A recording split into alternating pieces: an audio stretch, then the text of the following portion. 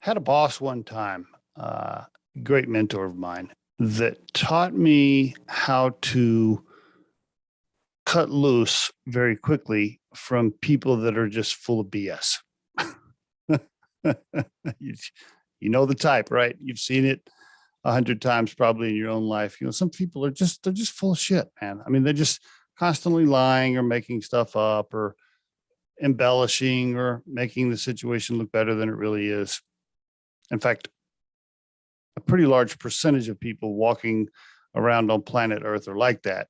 I think it's really important to try to move away from those people as quickly as possible, even if you see them as a benefit in some way, or even if they're a so-called friend from early childhood, et cetera, and you're keeping them around because, I don't know, you have an emotional attachment to them, even though you know that they're full of crap. I recommend you separate yourself from those type of people most of the time as quickly as possible. Here is what I learned. Here's the story I wanted to share with you. Had this guy that worked for me, and I was a manager of a retail store. This guy was like an assistant manager. Anyway, my boss comes in. He's like a regional manager. He's doing a visit.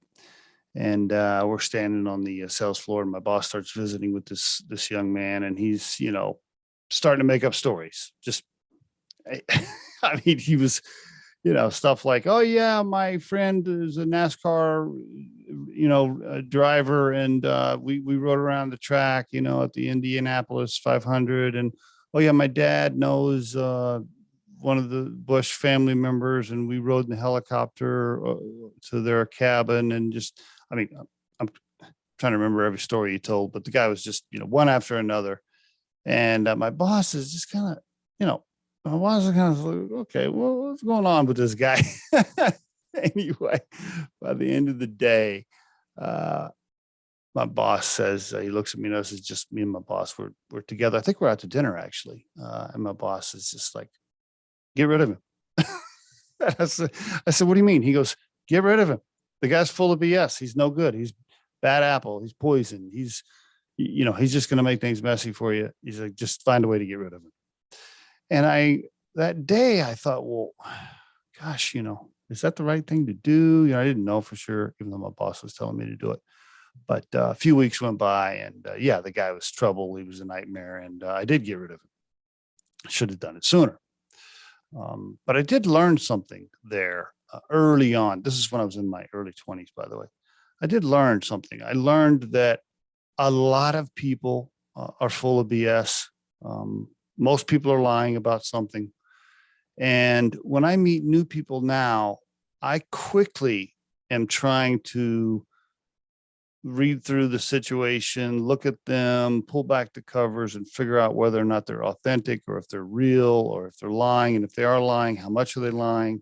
And if they are lying a little bit, can I put up with it long enough to have a business relationship to get what I need out of them? That sounds a little selfish, but then I'm looking for a way to maneuver past them or around them or away from them as quickly as possible. Because I just,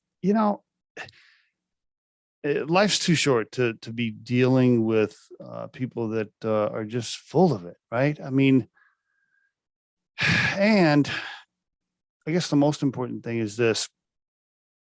If they're lying about a bunch of stuff that you pick up on, what are they doing to you? What are they doing behind your back? What are they saying about you? What are they doing with the relationship you've built, or the contract you have with them, or whatever it is you're trying to do with them? Who knows what's going on? Maybe they're faking something out. I mean, you're putting yourself at risk, and they could end up hurting you or damaging your relationship or ripping you off, et cetera. So the point of the whole episode is, when you start to smell BS, move away from those people as fast as possible. And there is your Riderflex tip of the day.